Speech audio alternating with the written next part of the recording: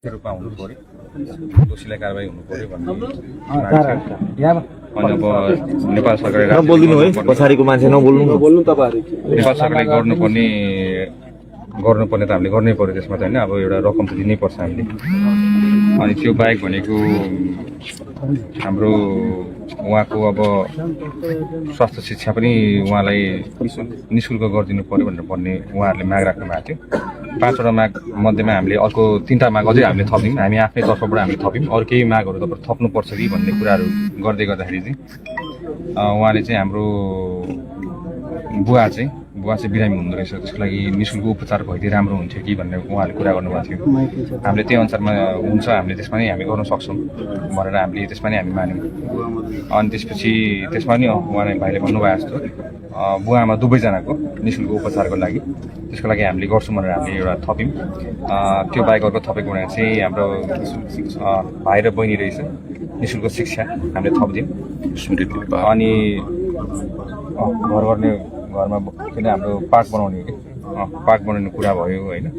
यो सबै हामीले थप्दैछौँ र हाम्रो अहिले टोटल गरेर 8वटा माग भएको छ।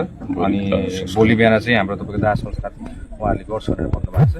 अनि त्यसको लागि दाह संस्कारको लागि पनि अब थोरै हामीले रकम उहाँलाई दिने भनेर हामीले भनिरहेको छौँ।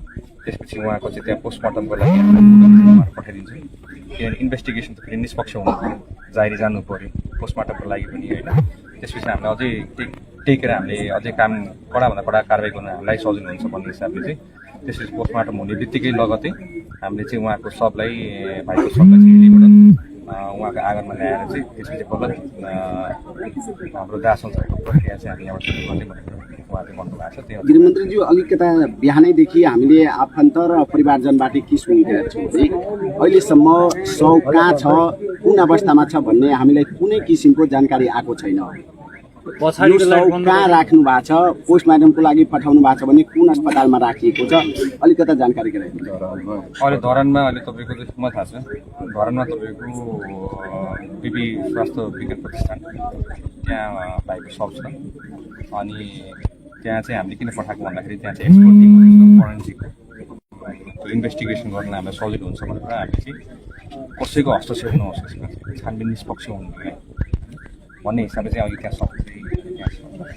गृहमन्त्रीज्यू तपाईँले नै निर्मला हत्याकाण्डको पनि फाइल खोलिसके भन्ने कुरा आउनु भएको छ। अर्को यो तपाईँको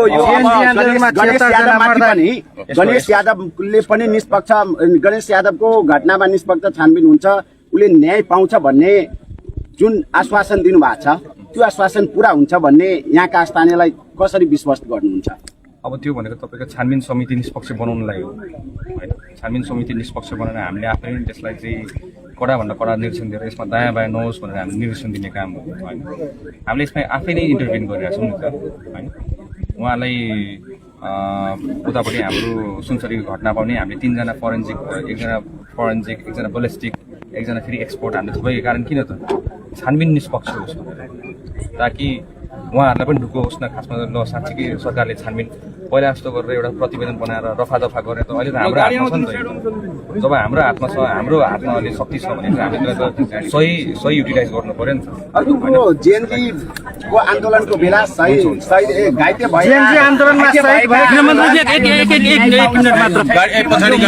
मात्र किन तपाईँको गोली चल्छ गृहमन्त्रीज्यू?